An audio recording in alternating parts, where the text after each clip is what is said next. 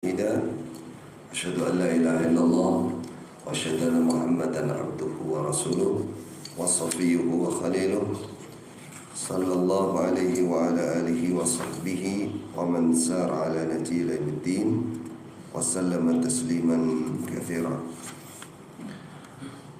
Ikhwati wa akhwati fillah, saudaraku, semoga kita semua berada dalam ridha dan rahmat Allah Subhanahu wa ta'ala.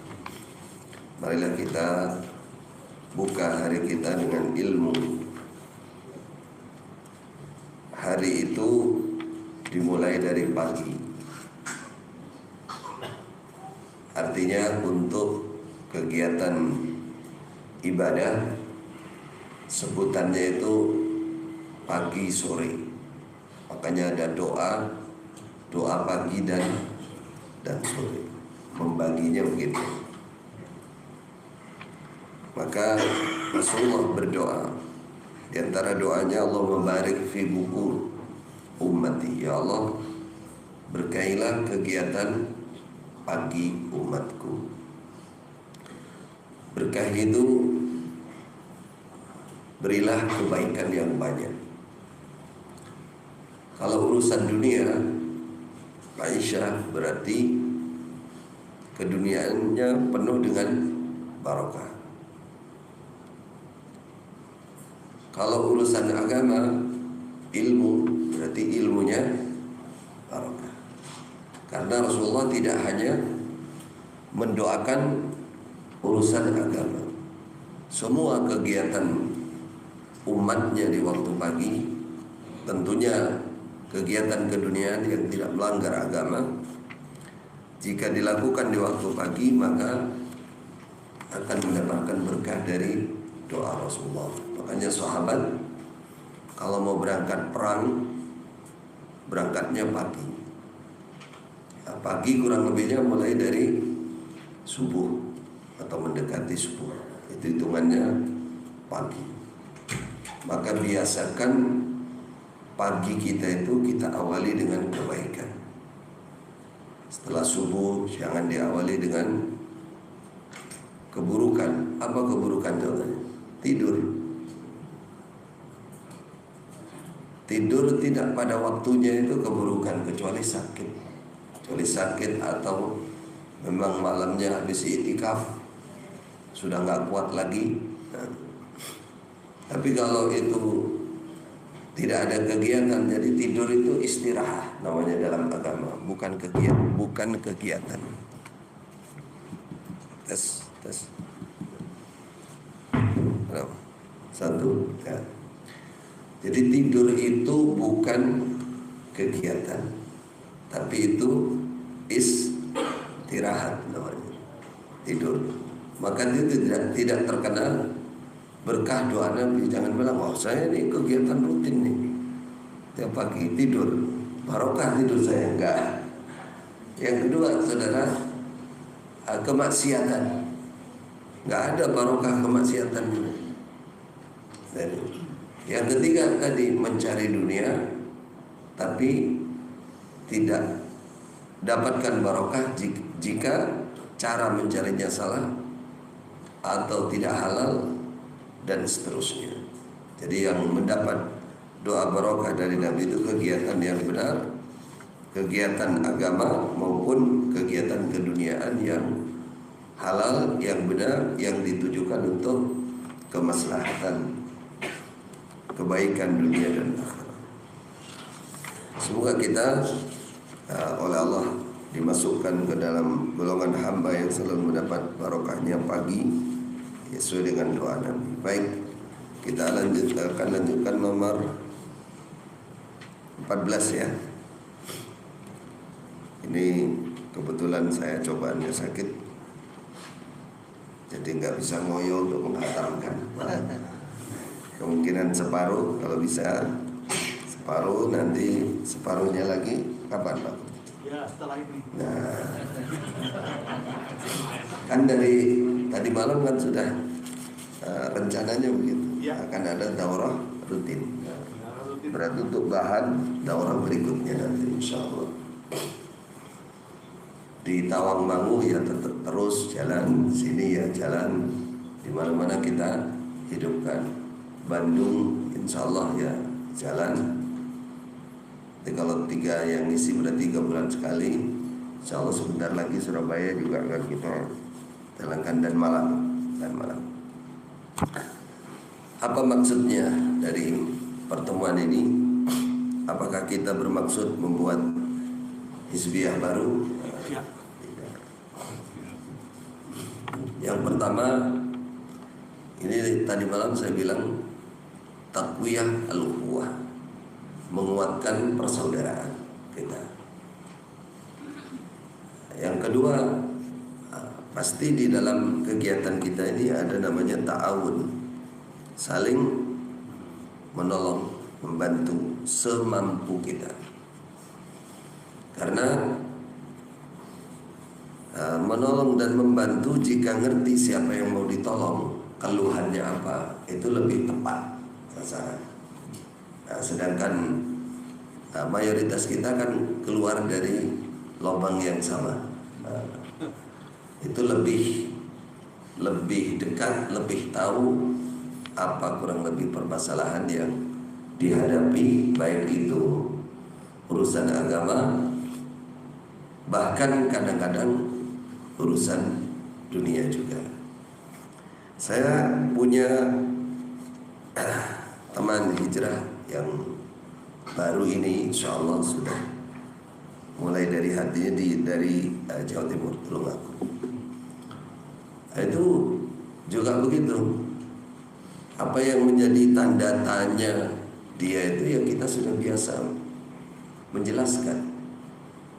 Baru duduk setengah jam saja, ya sudah. Karena kita sudah tahu penyakitnya apa, yang dirasa apa, yang dirasakan apa.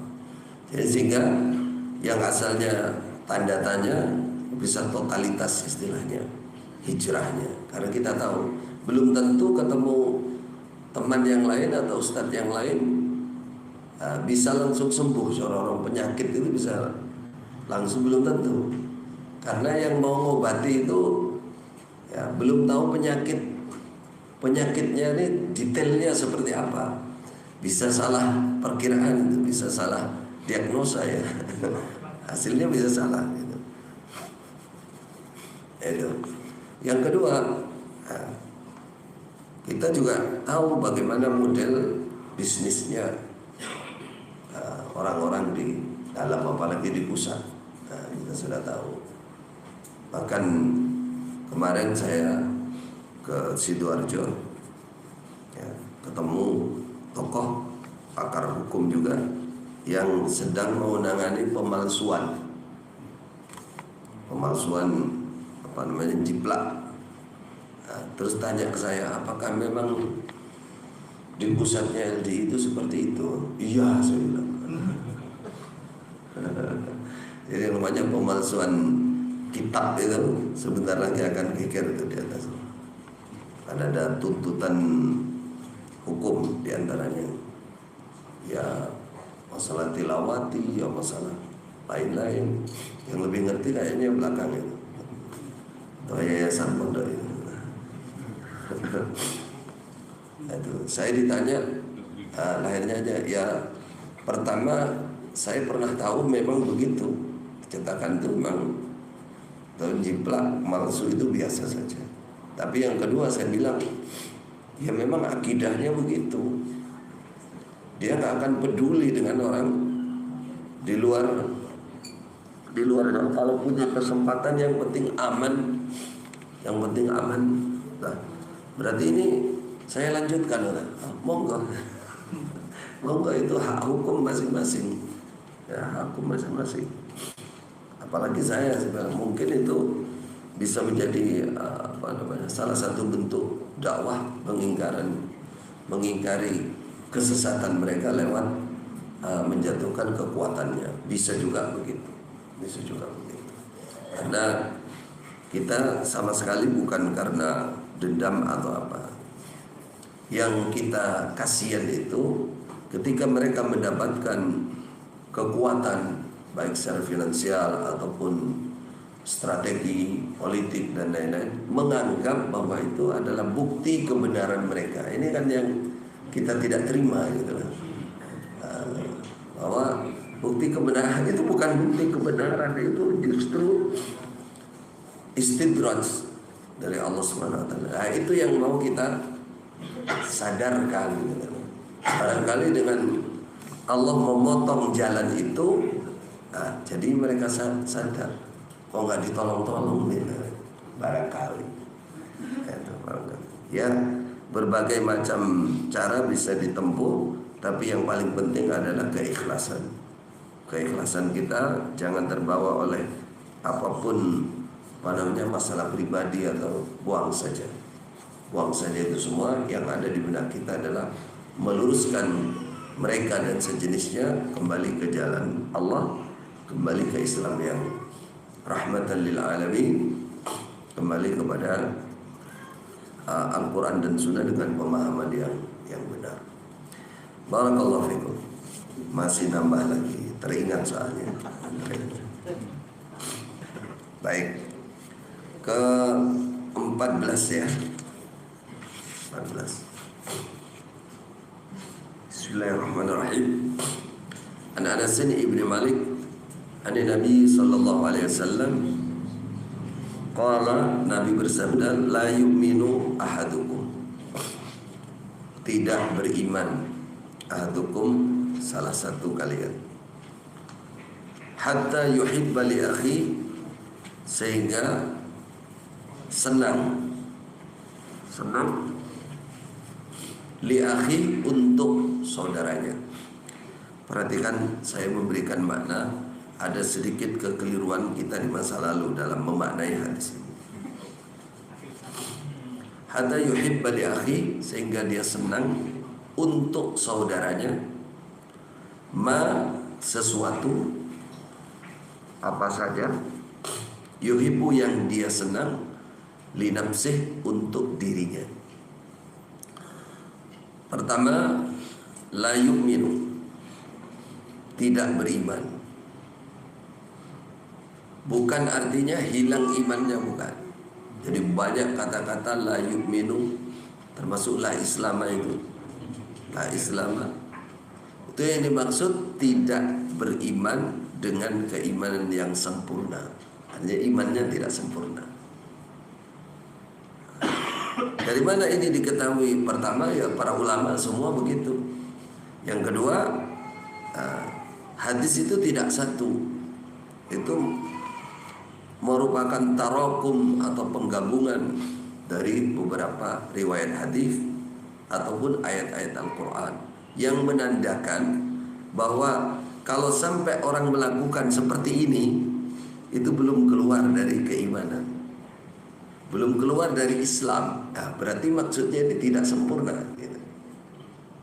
Nah, kalau keluar, teorinya mudah. Kalau kita ingin kaidahnya mudah. Yang namanya keluar dari keimanan itu, kalau keluar dari salah satu 6 rukun iman, udah.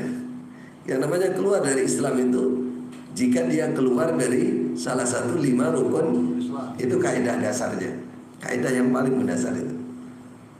Nah, ada yang paling mendasar itu. Selama masih ada pada seseorang 6 rukun iman, selama masih ada 5 rukun Islam, ya dia Muslim, ya dia mukmin. Kalau ada kata-kata seperti ini, oh berarti imannya kurang sempurna. Umpama Islam, Islamnya kurang sempurna. Itu aja kaidahnya. Di sini dikatakan yang kedua, hatta yuhibba li akhi ma yuhibbu li nafsihi. Sampai dia senang sesuatu untuk saudaranya sebagaimana dia senang sesuatu untuk dirinya. Ini belum bicara masalah cinta kepada saudaranya, enggak spesifik dalam masalah itu, enggak. Yang dimaksud, kita senang apa? Kita senang kebaikan untuk kita, kan? Kemanfaatan untuk kita. Nah, lakukan itu untuk saudaramu. Kita senang tidak mendapatkan keburukan, tidak mendapatkan penganiayaan, tidak dirasani, tidak difitnah, tidak diganggu. Lakukan itu untuk saudaramu. Kita senang dikasih hadiah. Lakukan itu untuk saudaramu. Kita senang kalau ketemu orang ceria, senyum. Lakukan untuk saudaramu. Makanya para ulama mengatakan siapa yang paham dalil ini, maka dia tidak akan pernah berbuat keburukan apapun kepada saudaranya. Kenapa? Karena dia senang untuk saudaranya sesuatu yang dia senang untuk dirinya. Sekarang dibalik mana tersiratnya? Kita susah. Ini juga makna dari hadis nama mafhum mukhalafahnya. Kita susah, kita tidak senang jika diperbuat sesuatu yang buruk kepada kita. Maka jangan lakukan juga untuk saudara yang lain, saudara muslim. Dulu ini kan coba para dai ini, para tokoh digunakan untuk dalil kerukunan, toh? Dalil cinta kepada saudaranya. Itu beda dalilnya. Dalilnya itu al-hubbu fillah, al-bughdu fillah, cinta karena Allah. Nah, itu beda sendiri. Kalau ini lebih kepada suka melakukan sesuatu, artinya itu sesuatu yang dia suka jika sesuatu itu dilakukan untuk dirinya, suka mengerjakan sesuatu untuk saudaranya, sebagaimana suka sesuatu itu dilakukan untuk dirinya. Lebih kepada sikap atau perbuatan, tolong menolong, saling membantu, itu yang dimaksud. Apa hubungannya dengan hati? Yuhibba itu suka. Hati yang baik, hati yang sempurna, hatinya dilatih untuk senang, suka melakukan kebaikan untuk orang lain. Jadi kalau sudah punya sifat ini, saudara tidak akan pernah nganiaya orang lain. Ya, dia akan belas kasih orang lain. Dia akan tenggang rasa, itu bisa. Ada syekh kami bercerita, salah satu dulu pernah, syukran jazakallah khair. Ada seorang nenek sudah tua dan kena penyakit, oleh dokter sudah divonis nggak lama dah mati. Di sampingnya sudah tua, penyakitnya sudah kronis juga, kanker, Allah alam kanker apa di Riyadh itu terjadi. Karena dia sudah sepuh, anaknya sudah banyak yang sibuk, maka mendatangkan TKW, tenaga kerja wanita Indonesia. Yang banyak kan Indonesia, yang disuka orang Saudi itu Indonesia. Supir kalau sudah Indonesia itu kebanggaan mereka. Begitu juga pembantu. Karena apa? Karena bersih, beda dengan Bangladesh, kemudian mana itu Pakistan, itu banyak yang jorok gitu, banyak nggak bersih. Kalau Indonesia itu mobil terus awas sih, wong itu rumatus mobilnya wis atas deh. Memang hobi begitu. Mantap dia nyupir, memang bersih banget. Mobilnya api bisa. Itu didatangkan pembantu dari Indonesia. Ketika pembantu datang baru beberapa hari, seringnya itu di kamar mandi itu lama, nggak keluar lama. Nah, si nenek yang sakit ini curiga, tahu ini kok beda nih pembantu ini. Kalau kamar mandi lama, akhirnya ditanya, kenapa kamu kamar mandi kok lama? Kata dia, saya baru melahirkan, terus dapat visa ini, terus saya berangkat. Saya sadar, berarti kamu meninggalkan bayi, kata. Iya, kata. Kenapa kamar mandi lama? Apa? Karena air susu itu kalau tidak keluar itu kan sakit, jadi dia mengeluarkan itu tiap hari. Baru si nenek kata, Masya Allah, la haula wa la quwata billah, saya telah menganiaya kamu berarti. Ya sudah, kamu pulang dah. Saya gaji kamu 2 tahun ini gajinya. 2 tahun kalau setahun 2.000 ya kali, sebulan 2.000 kali sekian. Udah kamu cuti dulu sampai 2 tahun ya. Anakmu disusui, kamu susui. Sampai 2 tahun, nanti kalau sudah kamu baru balik sini lagi. Ya langsung itu neneknya telepon anaknya supaya dudukkan. Hari itu juga dapat langsung dengan pulang ke Indonesia. Apa kata saya? Ketika nenek ini waktunya periksa datang ke dokter, dokternya itu kaget setengah mati. Apa yang dia kageti? Penyakitnya nggak ada sama sekali, nggak ada sama sekali. Sehingga dokter itu mengatakan, dari mana? Kok bisa nih? Gimana ini ceritanya? Berobat di mana? Katanya enggak, saya enggak berobat. Coba diingat-ingat, apa ini? Enggak mungkin ini. Enggak mungkin, kata dokter. Ada apa? Kenapa? Ada apa dalam minggu-minggu ini? Yang aneh dengan apa? Nah, baru dia ceritakan. Wah, ini dia, kata dokter sendiri itu tambah nangis, tambah masya Allah. Benarlah sabda Rasulullah sallallahu alaihi wasallam, wallahu fi aunil abdi ma kana al-abdu fi auni akhi. Pasti begitu. Lakukan dengan ikhlas. Kalau mau cari ini dia. Lakukan kebaikan untuk orang lain sebagaimana Anda senang jika kebaikan itu dilakukan untuk diri Anda dengan ikhlas. Tidak hanya ini memperbaiki hati, tapi juga mendatangkan apa? Pertolongan Allah Subhanahu wa taala. Baik. Anas anna Nabi sallallahu alaihi wasallam dakhala ala syabin.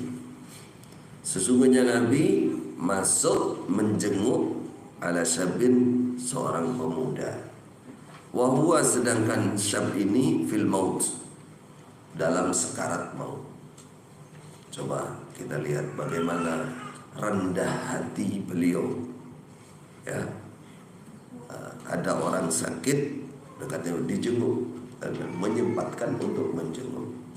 Itulah Islam, itulah sunnah Nabi.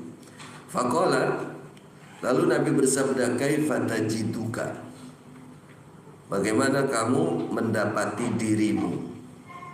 Bagaimana kamu mendapati dirimu? Bagaimana keadaanmu? Apa yang kamu rasa? Jadi kalau datang itu ke orang sakit, tanya dulu sakitnya apa. Jangan datang nanya masalah makanan, masalah bisnis. Orang sakit datang, tanya dulu sakitnya apa, lalu dihibur, didoakan, dicarikan obat, dan dibesarkan hatinya. Qala, dia mengatakan, apa yang kamu rasa ya? Qala, dia mengatakan, wallahi ya Rasulullah, demi Allah wahai Rasulullah, anni arjullaha wa inni akhafu dhunubi.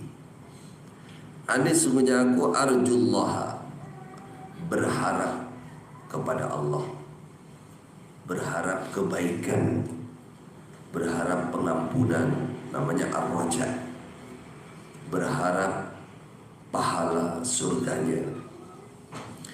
Wa inni akhafu dhunubi, dan aku juga khawatir, takut dengan dosa-dosaku.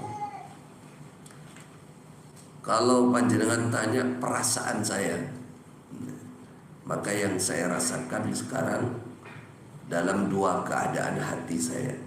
Harapan dengan sifat belas kasihnya Allah, pengampunan Allah. Saya punya harapan penuh di situ. Saya diampuni, saya dimasukkan ke dalam rahmatnya surah.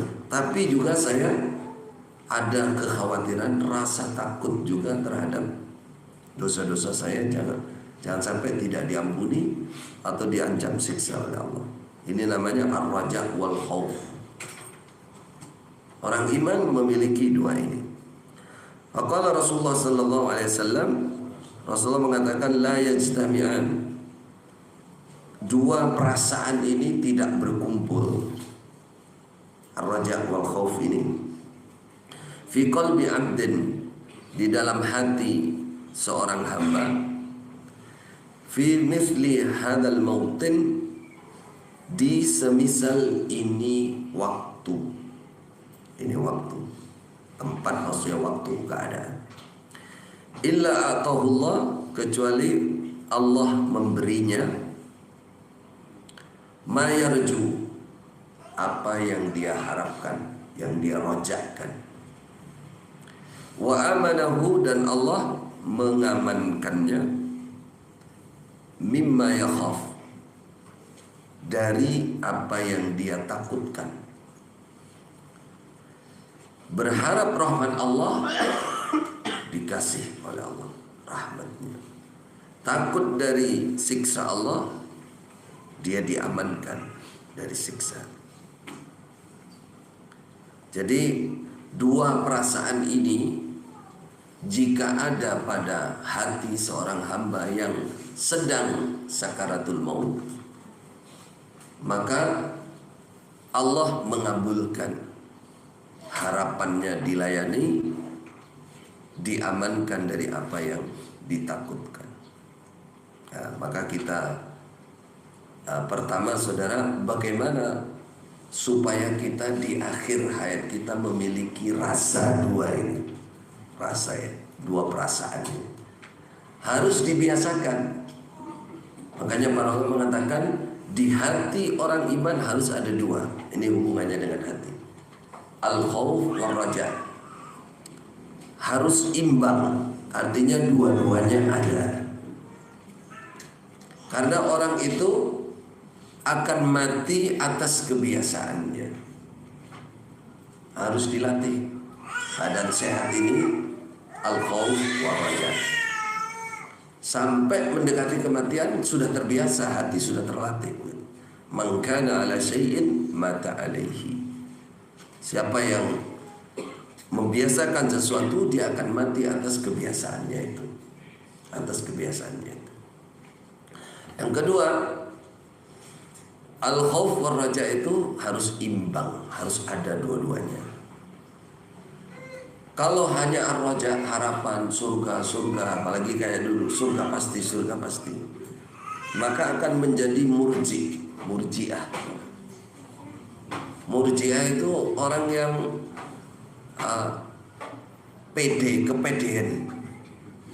kepedean itu terlalu kebablasan, percaya dirinya mesti surga.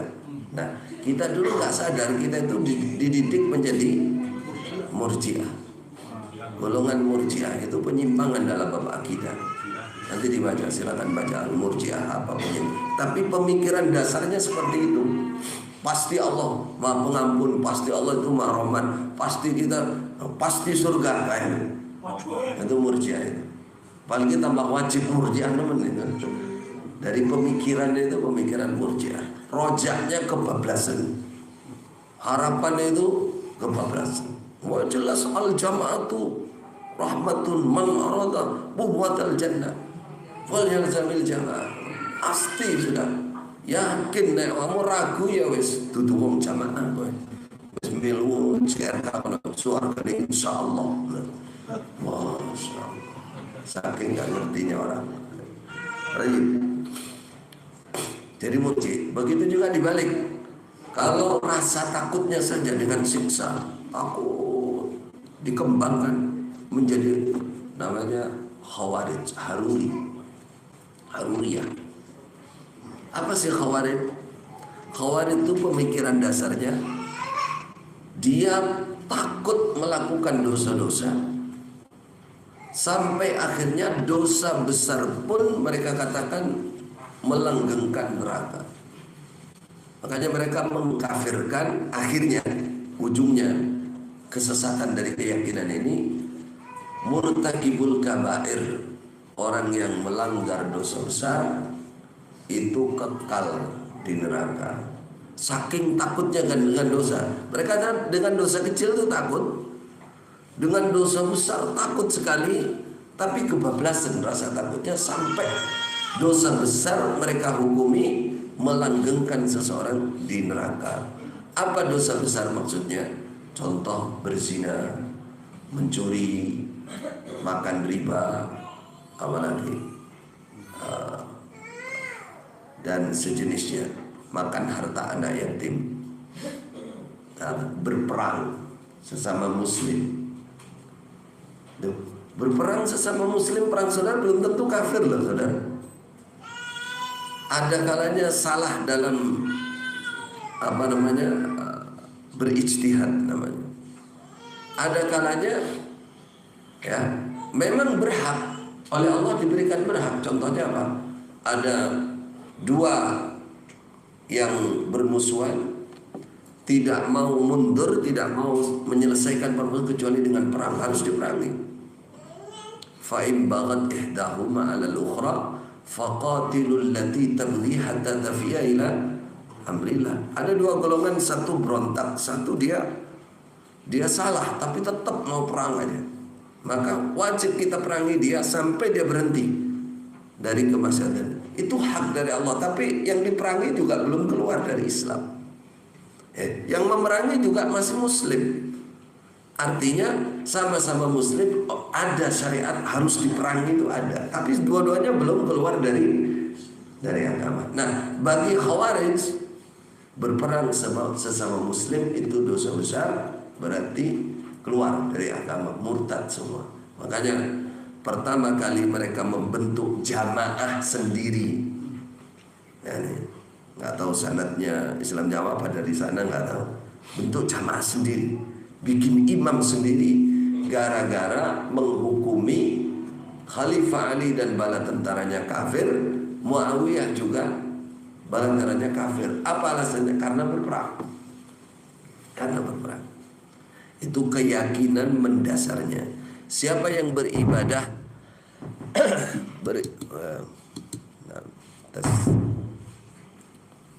suruh minum dulu balik.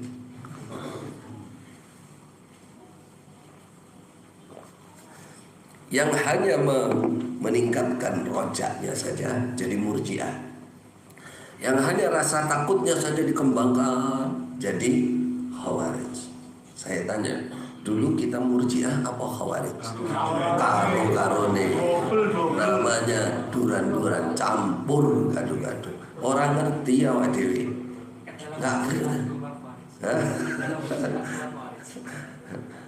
Ya, dua-duanya ada di situ. Saat kita ya Khawarij ya murjiah gitu. Yang benar bagaimana? Yang benar Ahlussunnah wal Jamaah ada di antara dua ini. Rasa rojaknya iya harus ada, kemudian rasa khaufnya juga sama-sama ada, imbang. Cuman kalau nasihat dari para ulama, kalau kondisi kita itu sehat, sugih, tenang, maka yang dikuatkan itu rasa takutnya, supaya kita nggak melarah kemana-mana. Dulu kita kan nggak punya anggaran dapat pertolongan, dapat rezeki, barokah, pertolongan untuk jamaah. Pada saat itu yang harus ditakutkan harusnya siksa Allah. Jangan-jangan saya dikasih ini jauh dari Allah, jangan-jangan itu yang harus dikuatkan. Jangan-jangan saya mau disiksa ini, sehingga kembali kepada Allah. Ketika kondisi darurat, kondisi takut, kondisi musibah, kondisi ada khawatir, maka kuatkan harapannya. Allah itu Maha Pengasih, Allah itu yang mengabulkan doa, Allah pasti menyayangi orang. Kuatkan itu sehingga kita tidak sampai putus asa. Secara umum imbang, kata Khalifah Umar. Masya Allah, ini sudah dibahas oleh Khalifah Umar. Khalifah Umar bahas ini, bahwa sifat roja dan khauf ini ibarat muatan kanan kirinya unta. Harus imbang, ada dua-duanya. Sejak zaman dulu orang ngurusi hati itu, saudara, kolbiyah tadi, hadis ini itu diurusi bener hati itu, digoleki tenan, ditanya, dikoreksi hatinya. Saya sudah sampai di mana, punya roja, harapannya punya roja apa enggak, punya khauf apa enggak, ini koreksi pertama. Kalau sudah punya khauf dan roja, saya sudah imbang apa belum? Para pakar ulama itu, terutama akidah, itu betul-betul masalah ini dikuatkan. Makanya dulu saya tanda tanya setelah belajar di sana itu, loh iya yang di bolan balik ini karo para ulama di bab akidah, khauf, roja, khauf itu bahasannya sampai seperti ini, pesannya para ulama seperti ini. Belajar ini ilmunya dari Mekah, orang tahu bahas bab iki.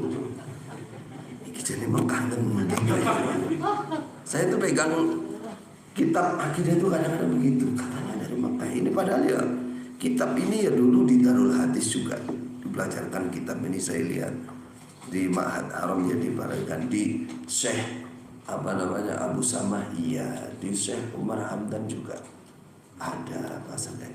Ini dari Mekah mana gitu? Batin apa dari Mekah, Mekasan ya? Mekasan rumah saya ya. Karena memang sebelum ke Mekah kan ke sana tuh.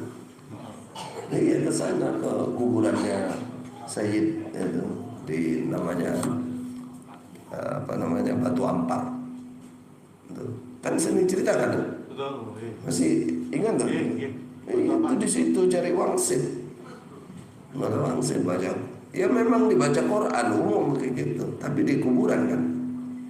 Kuburan dan seterusnya. Jadi saudara yang ingin kita pahamkan di sini bahwa ya ini harus kita miliki. Jangan terlambat koreksi diri. Imam Ibnul Qayyim memberikan gambaran orang itu bisa terbang kepada Allah, yatiru ilallah.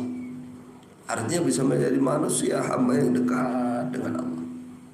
Itu 3 syaratnya. Mahabbah, al-khauf, war-raja. Mahabbah itu rasa cinta, ta'zim yang tinggi kepada Allah. Kemudian al-khauf, rasa takut ini ar-raja.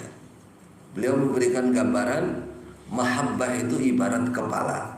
Ini kalau burung terbang. Mahabbah itu kepala, al-khauf war-raja itu sayap kanan kiri. Ketika burung itu tidak ada kepalanya, berarti kalau nggak ada kepala mati. Kalau nggak punya mahabbah kepada Allah ya udah mati, nggak bisa terbang kepada Allah. Hati kita terbang kepada wanita yang kita cintai.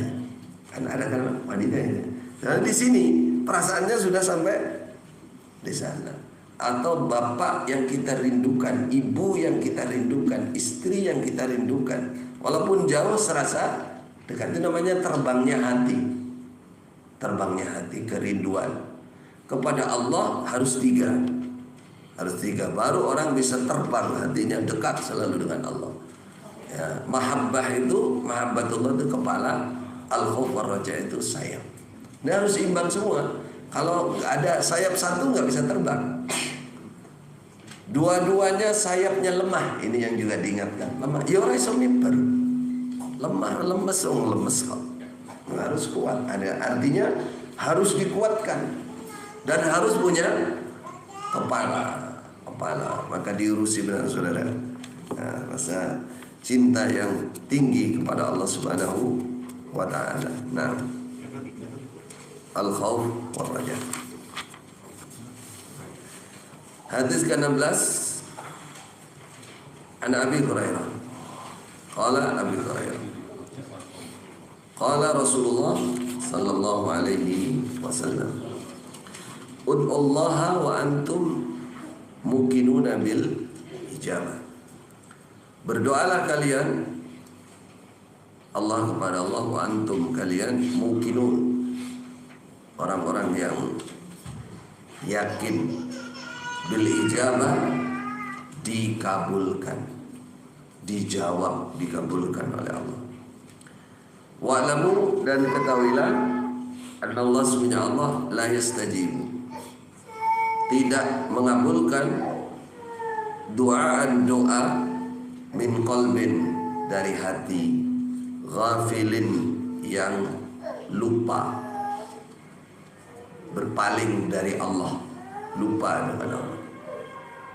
Lahinin, lahan itu tersibukkan oleh hal lain, pikiran hatinya tidak konsen, tidak khusyuk. Kalau ghafil ini asli dia total dia, artinya hatinya berpaling, al-i'rad anillah, orang tahu eling Gusti Allah, kecuali kalau ada musibah baru dia ingat. Ghafil. Lahin ini tidak khusyuk, hatinya itu tersibukkan oleh sesuatu. Kelihatannya angkat tangan dia, tapi hatinya sibuk mikirkan yang lain, bukan Allah. Tidak konsen, tidak khusyuk. Berdoalah kepada Allah dengan meyakini terkabulnya doa. Ini oleh para ulama Ini syarat-syarat terkabulnya doa. Pertama harus punya keyakinan ketika berdoa Allah pasti mengabulkan. Ada yang perlu dicermati di sini, dibahas oleh para ulama akidah. Banyak orang meyakini terkabulnya doa, tapi konsentrasi dia itu lebih kepada keduniaan yang dia minta.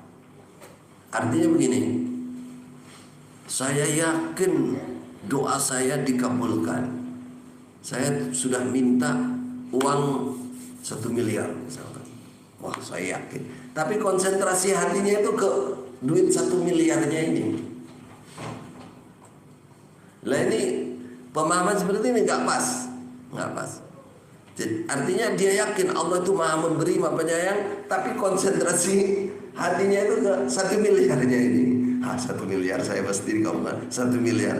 Padahal maksud dari hadis ini nggak begitu. Maksud dari hadis ini kaitannya dengan hati itu dia merasa dekat dengan Allah. Wa idza sa'alaka ibadi anni fa inni qaribun. Merasa dekat dengan Allah. Yang kedua, merasa pasti didengarkan oleh Allah. Pasti didengarkan. Ini yang dimaksud asalnya ini.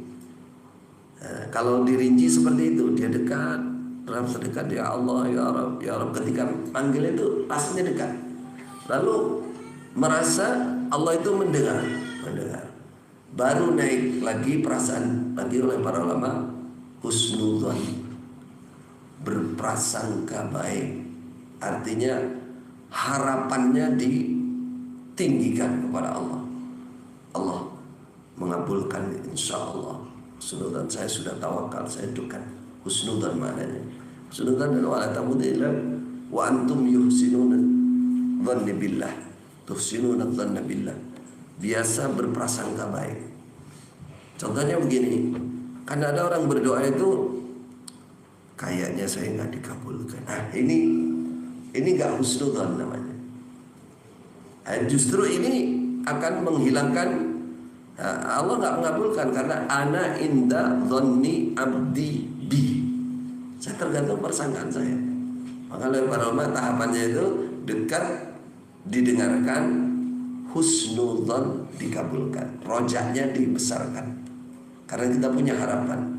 Makanya ar-raghbah dalam bahasa agama itu ar-raghbah, harapannya itu dibesarkan kepada Allah. Pernah dengar gak kata Rasulullah, kalau berdoa jangan katakan Allah maghfirli in syi'ta, ya Allah ampuni saya jika engkau menghendaki, terserah panjenengan. Ini sifat tawakal dan tempatnya lain. Kalau kita ingin sesuatu, tinggikan sesuatu terus husnudzon. Jalu apa wis pokoknya terus husnudzon diterima oleh Allah. Beda dengan kalau insyita tadi ketika tawakal. Hasbunallah wa ni'mal wakil, udah pasrah total.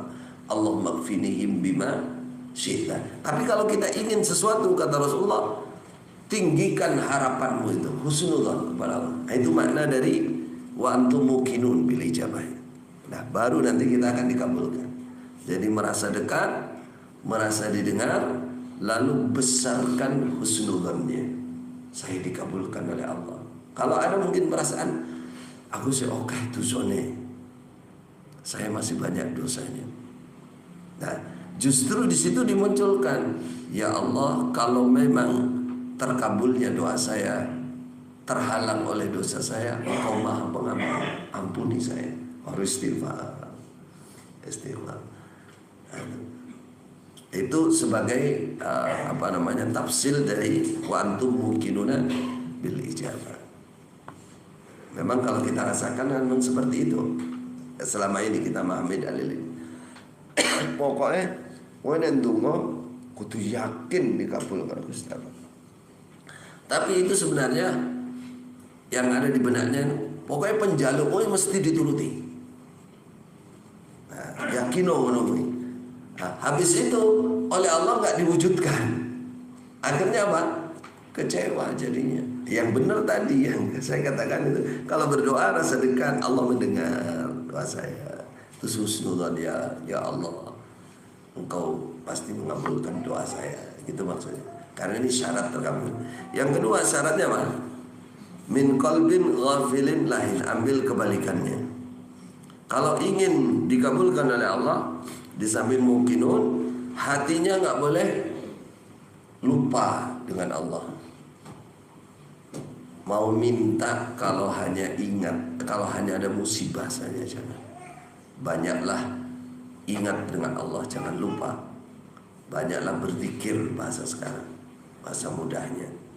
Lalu ketika berdoa jangan lain, jangan ada pikiran-pikiran lain. Hanya Allah yang ada depan mata kita. La ubki laha illa afwaq. Hadhihi dzunubi, doanya sahabat kan? Ya Allah, dosa-dosaku ini di depanku, aku tidak menyisakannya kecuali pengampunan Engkau. Jadi di pikiran kita itu sudah Allah saja, sudah nggak kemana-mana kita. Biasanya seperti ini, kalau orang sudah kepepet, sudah usaha segala macam itu, sudah nggak berhasil, baru dia. Seharusnya nggak begitu. Kalau kita berdoa, walaupun kita sedang berusaha atau mau berusaha, hati kita itu sudah konsentrasi kepada Allah, punya keyakinan tinggi di situ. Tapi banyak di antara kita bisa konsentrasi penuh kalau usahanya wis gagal semua. Baru dia sudah menyerah Allah saja. Ya itu tidak salah, sebenarnya tidak salah. Tapi yang lebih tepat lagi dari awal itu memang sudah konsentrasinya kepada Allah. Ini namanya hatinya tidak lain, tidak lain. Saya pernah merasakan ini, waktu di Mekah. Jangan dikira waktu di Mekah itu seperti yang diceritakan. Saya berjuang di sana, berjuang cari surat-surat resmi, berjuang masuk sekolah, syarat-syaratnya, berjuang cari iqomah namanya, KTP, semuanya atas biaya sendiri. Itu berjuang untuk cari. Yang ingin saya sampaikan, kadang-kadang kita ikhtiarnya sudah susah, ikhtiarnya itu belum totalitas kepada Allah. Tapi ketika sudah totalitas, di depan mata itu pertolongan Allah langsung. Tapi ini susah saudara, memang harus kita belajar. Salah satunya begini, saya usaha itu bagaimana? Karena saya berangkat ke sana visa kerja, tapi nggak kerja. Tapi karena saya bawa istri, ketahuan sama kafil itu, sama penanggung jawab, dia nggak mau, dia takut karena istri saya tidak punya surat-surat resmi. Bukan tidak resmi istrinya, surat-suratnya mati. Kafil itu akan kena kalau sampai ketangkep polisi, kafilnya yang juga diambil sama jawazat sama polisi. Akhirnya dia datang ke jawazat polisi imigrasi bahwa makfulan saya ini pergi, haram, dicoret saya dari catatan KTP sementara di sana dicoret. Jadi kalau ketangkap polisi udah merah, udah mesti dipulangkan. Tapi saya masih bisa bertahan sampai 2 tahun kucing-kucingan. Terakhir itu kita usaha, salah satunya begini.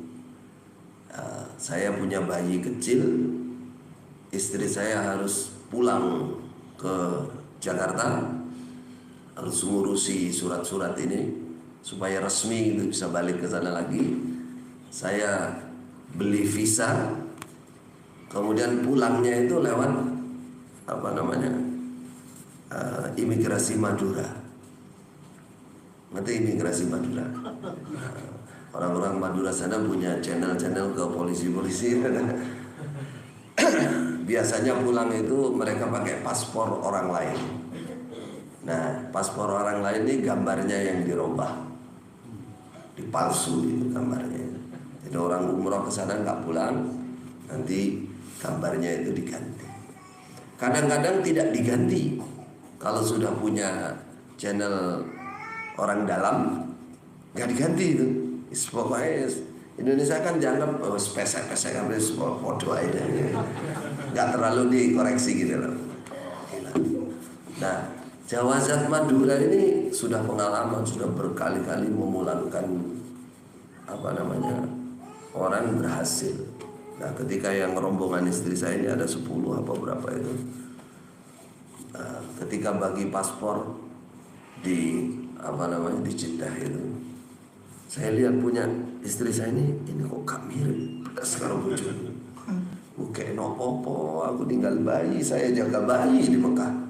Istri saya kalau pergi sampai ketangkep di penjara, wah hancur.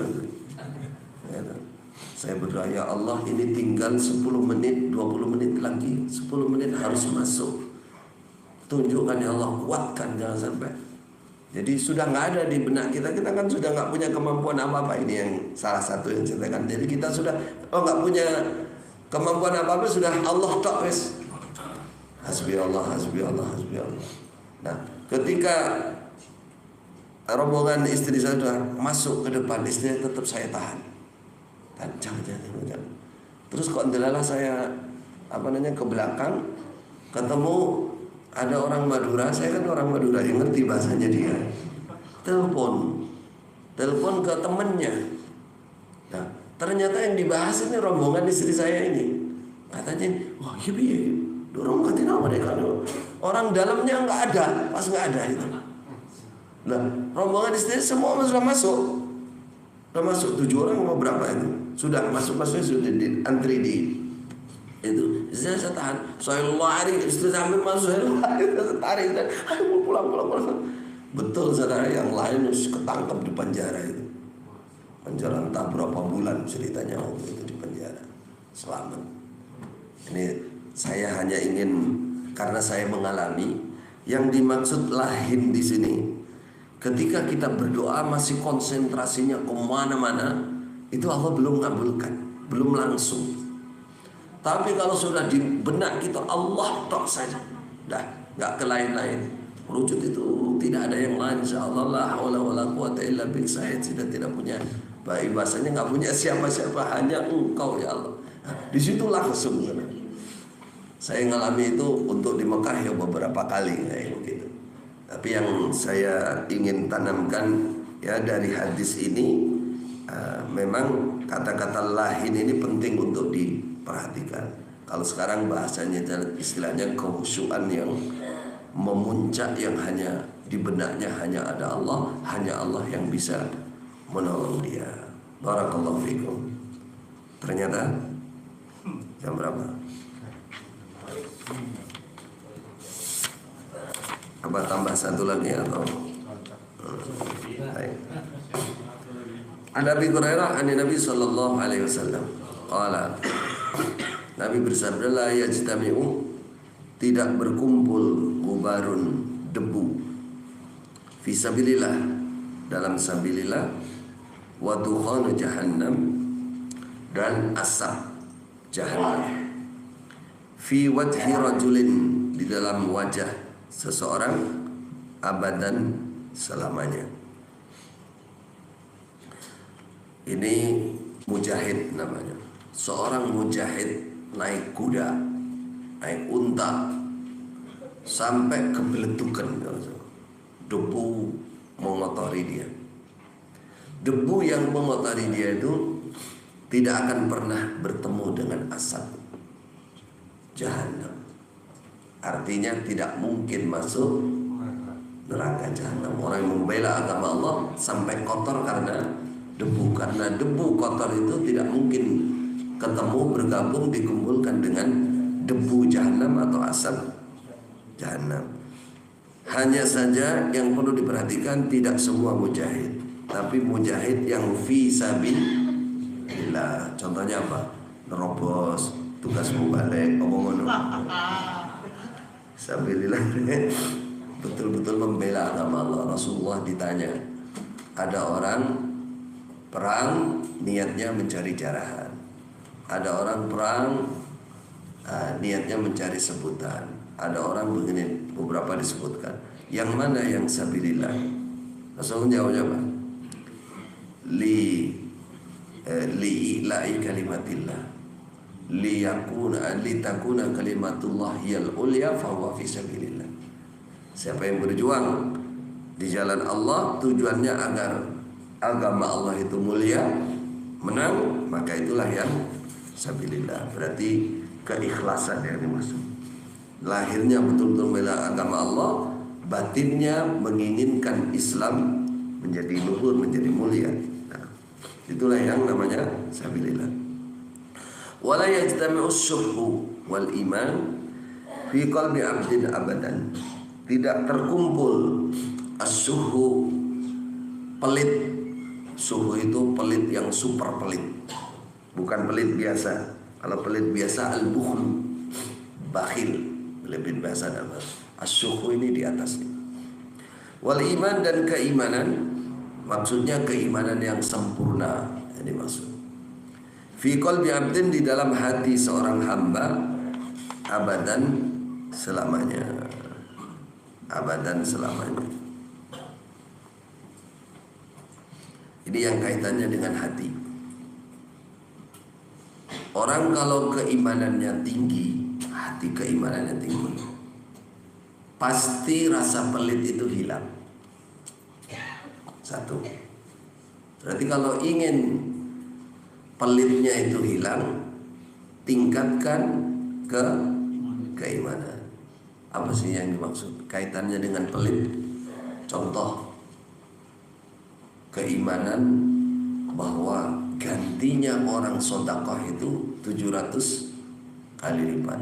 Gantinya besok di hadapan Allah akan lebih banyak. Pasti lebih banyak. Keimanan itu naik sehingga pelitnya sama sekali hilang. Hilang. Itu yang pertama. Yang kedua, sifat pelit itu kan ada di dalam hati itu. Nggak ingin memberi orang, pelit, eman-eman. Itu sifat buruk. Sifat buruk. Jadi hadis ini yang dimaksud ada tujuan, jangan memiliki sifat pelit. Hilangkan sifat pelit itu. Kalau ingin bersih, qalbiyah, hati kita ingin betul-betul sempurna, hilangkan rasa pelitnya. Dan jangan takut takut miskin karena sedekah, jangan. Jangan takut miskin karena sedekah. Nah, ini juga berjuang ini, sudah. Ada yang memang bawaan itu, pelitnya minta ampun. Ada yang pelit pakai dalil. Qad aflahal mujhidul mushid. Sungguh untuk orang yang sungguh-sungguh bekerja, lalu mushid hemat. Jadi sebenarnya dia pelit, tapi pakai dalil ini. Gak mau ngasih anaknya, gak mau ngasih menantunya, padahal dia punya mobil banyak, tapi dalilnya pakai itu. Jadi ya pelit itu asli. Disilih mobilnya orang oleh, takut. Dalilnya tetap pakai qad aflahal mujhidul mushid. Ini namanya kalimatu haqqin yuradu bihi batil. Kalimat yang benar, tapi yang dimaksud untuk bela diri itu, untuk pembenaran kepelitannya itu. Ada begitu? Ada. Saya mendapati itu orang-orang seperti itu banyak. Nah, ini sifat buruk ini. Pelit itu hilangkan. Tapi israf juga dilarang. Mencelakai diri, keluarga dilarang. Enggak pelit terus royal, enggak boleh. Walladzina idza anfaqu lam yusrifu wa lam yaqturu wa kana baina dzalika qawama. Kalau dia infak, dia tidak israf, tidak berlebihan, tapi juga tidak terlambat, tidak pelit dia.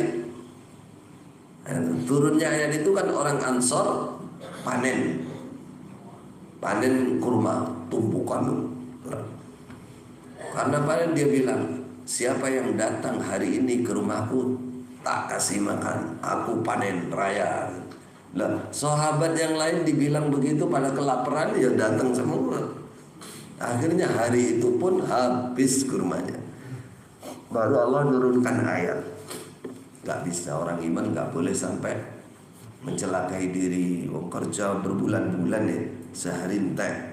Dia gak makan, istrinya gak makan, anaknya juga gak makan. Aduh. Jadi dari sisi ini ada tidak pelitnya hilang total sampai menghabiskan semua hartanya. Ini perlu diingat juga, siapa yang mau mencapai ke level ini. Tidak semua orang kan.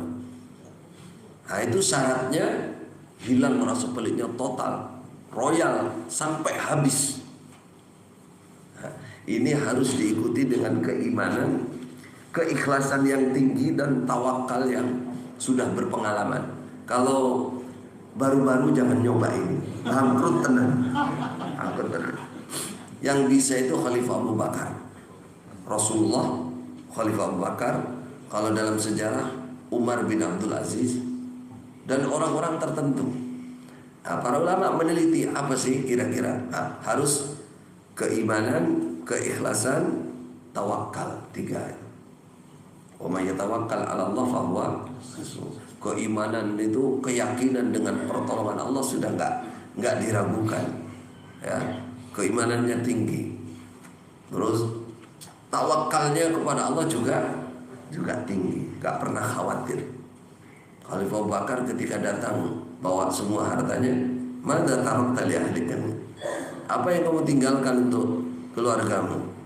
Taraktuhum lillahi wa lirasuli. Wah, ini namanya keimanan, keyakinan, apa tadi? Keikhlasan, betul, keikhlasan dan tawakal tinggi, saudara. Sehingga apa? Betul Allah enggak menjadikan beliau melarat itu, enggak, ya malah tambah sugih. Dan anak-anaknya juga enggak disia-siakan oleh Allah, walaupun hartanya habis. Kalau tidak punya 3 ini, jangan coba-coba. Atau ibu-ibu kalau mendapati suaminya kok mau nyoba ini tapi tidak punya, jangan dikasihkan. Kitanya ada juga yang pelit juga, nggak mau ngasih nggak mau ngasih belanja, dia pergi, sudah dia tawakal sama Allah. Masih ada air, tapi dia pelit sebenarnya. Kamu pagi-pagi menunggu ya ono model pelit. Jadi 3 hal itu ditingkatkan sehingga Allah betul tidak menyia-nyiakan, betul. Ada rasa takut. Buktinya apa? Sayyidah Aisyah ditinggalkan, dia tidak melarat. Abdurrahman, anaknya Khalifah Abu Bakar, ditinggalkan oleh beliau, ya jadi wong sugih. Begitu juga anak-anaknya Khalifah Umar. Umar bin Abdul Aziz juga demikian. Dalam sejarah diperbandingkan dengan Ma'mun. Al-Ma'mun itu yang zaman fitnah, mau manggil Imam Ahmad, mau menjara dan seterusnya, itu khuluqul Quran. Itu kerajaan khalifah Islam yang kaya sekali, kaya raya. Itu dikenal gemerlap dengan keduniaan, rojo itu. Tapi dalam tarikh sejarah kepemimpinan Islam ya tercatat tetap nama itu. Bukan kok gara-gara begitu terus dia nggak khalifah, karena dia penguasa, dia malik, dia raja. Ketika Al-Ma'mun ini mau meninggal, ditanya apa yang kau tinggalkan untuk anak sama. Wah, dia sudah, kalau sekarang malayin uang, tempat, tanah sudah disiapkan untuk para penerusnya. Sedangkan Umar bin Abdul Aziz, jangankan ketika hidup saja anak-anaknya sudah dibatasi. Bahkan beliau dalam pengadilan tidak mau mengambil lebih dari harta sabilillah. Itu harta sabilillah, beliau makan, minum pas, nggak mau lebih sama sekali. Kalau lebih itu kembalikan. Apakah beliau juga ijtihad persenan? Belas orang persenan. Ya, harta cuma digunakan untuk, makanya dikatakan baitu malil muslimi. anak curiga dulu. Ini hartanya jamaah ini dinamai sabilillah, kok nggak baitul mal ya? Saya ada curiga itu. Padahal ma'rufnya itu kan baitul mal. Baitul mal itu asal kata dari baitu malil muslimin gitu. Rumah hartanya orang-orang Islam, bukan hartanya amir, bukan hartanya imam, tapi hartanya orang Islam yang dikelola oleh penguasa untuk orang Islam. Nah, sampai mana tadi? Umar bin Abdul Aziz ketika mau meninggal, saking nggak punyanya itu, ditanya, apa yang kau tinggalkan untuk anak-anak sama? Taraktuhum ala taqwa. Saya tinggalkan mereka, saya pastikan anak-anak saya dalam keadaan bertakwa kepada Allah. Saya nggak khawatir. Sejarah mencatat Al-Ma'mun itu kurang lebih 6 bulan atau lebih sedikit meninggal, anak-anaknya sudah pada bangkrut.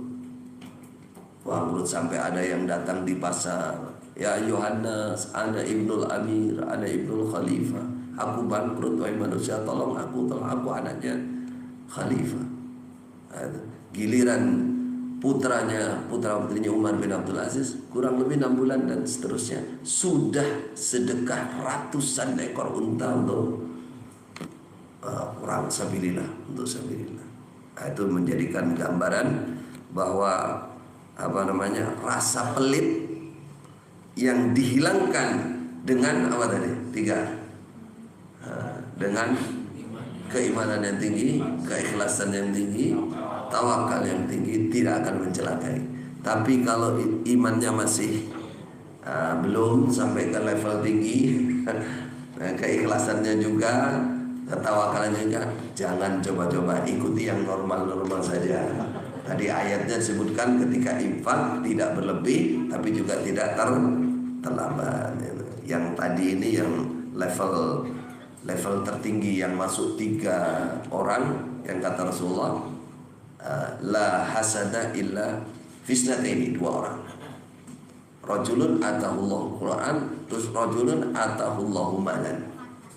Seorang laki-laki yang hafal Quran, yang dia berdiri pagi siang malam karena apa? Itu boleh kamu iri, ingin sama. Terus yang kedua ini yang saya maksud, rajulun atahullahu malan. Seorang laki-laki yang dikasih harta banyak, fasallatahu ala halakatihi, dia jalankan harta itu sampai habis di jalan Allah.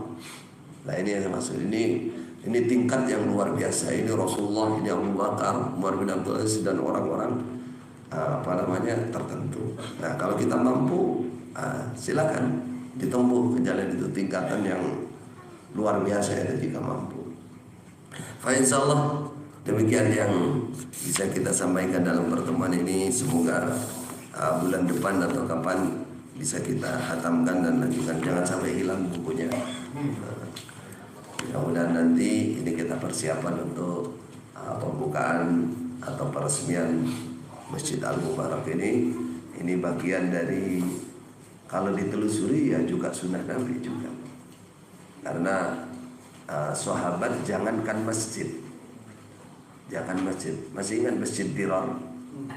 Masjid Dirar itu minta diresmikan oleh Rasulullah, minta sholat Rasulullah di situ, ulil amri. Kemudian musola kecil saja tempatnya Anas, mengundang Rasulullah datang di situ sholat. Istilahnya peresmiannya sholat, datang diketahui. Masjid juga demikian, ulil amri. Ulil amri kita siapa? Bapak Amir Bitona apa wali kota, kepala desa, itu ulil amri kita. Insyaallah. Barakallahu fikum. Semoga Allah memberkahi kita semua, merahmati kita semua. Mohon maaf jika dalam penyampaian ada kekurangan. Jazakumullah khairan. Wassalamualaikum warahmatullahi wabarakatuh.